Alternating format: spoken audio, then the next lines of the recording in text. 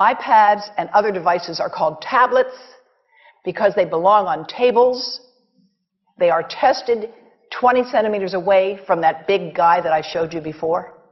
20 centimeters away. They are not approved to be held in the laps of little children, although millions of kids are having them now in schools because the people involved in educational technology and those involved in public health research are not talking to one another.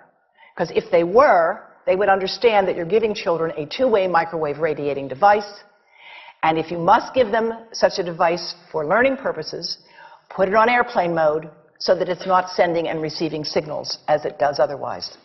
Now, this is some new modeling, again, that we've developed with colleagues in Brazil, and we can share with you how we've done it. We first start out with the MRI and create the model with 1 millimeter voxels, and this is quite a bit of work goes into creating this, and here is what it looks like after a period of 6 minutes. And that's really not as bad as it might look, because you see the red area only gets partway through the eye of the adult, right? The one that we're really concerned about is this one with the young child. And this is a 3-year-old brain that we modeled. And you see that by the end of that 6-minute call, the peak radiation, yellow and red, is getting all the way into almost both eyes. And again, this is one call, and it's not going to kill anybody. It may not cause any biological effect whatsoever for 1 call, or 2 calls, or 3 calls. But the question is, what's the cumulative impact of this kind of exposure? How do we evaluate it? And I want to show you an example of some of the work that we are doing now that I'm releasing here for the first time. And this is a modeled microwave radiation dose of a 6-year-old with greater levels to the frontal and temporal lobes, eyes and cheek. And watch this here. Now, yellow, white, and red are the hottest, all right? And if you look carefully, you will see it's going into the eye, the nose. Do it again, just so you'll get to see it. And partly into the brainstem. Now, that's just showing you that there's going to be some exposure into that area of a young head. It doesn't tell you that there's any biological effect, right? Now, the next slide is going to show you something that might be of interest to students and faculty here. And that has to do with exposure to the reproductive organs. We call them the gonads. I think you say the testicles. And bone marrow. And look here at the radiation as it gets into the groin area. And that's just from having a mobile phone modeled into the pocket. And this, again, is based on a normalized SAR with a dipole antenna. Now, the breast. The breast is mostly fat, contains a lot of fluid. Things that contain fat and fluid cook faster in the microwave oven.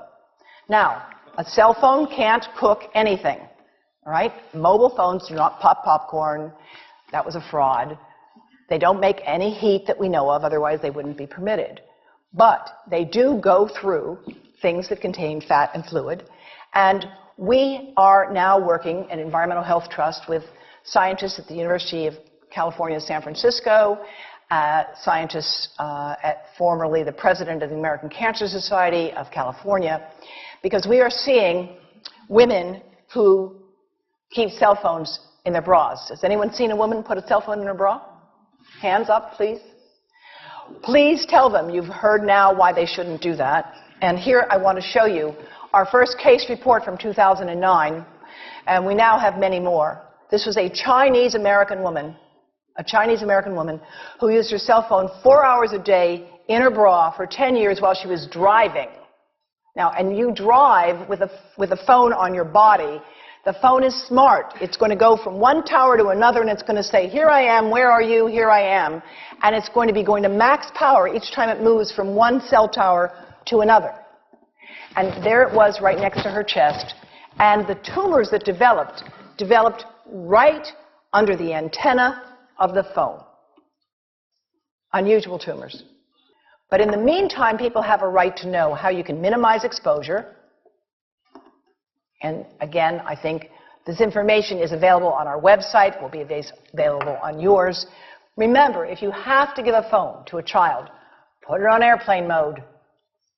And think about this. That microwave oven, it works because there's a metal box around the microwave signal, and the signal pings all over the place. Next time you get into an elevator or a train for any length of time, put your phone on airplane mode. Otherwise, that signal is going all over the place, magnifying and coming back. Keep the mobile phone away from you when it's on and you are asleep. Now, it takes a village to do a lot of things. These are some of the people whose materials I've used today with their permission, and I can't read this list to you, but I want you to know that I feel really honored to be working with some of the most talented people in the world on this issue. And they have given me permission to share these materials with you. And I leave you with this thought from Albert Einstein. The world is not dangerous because of those who do harm, but because of those who look at it without doing anything. So, thank you.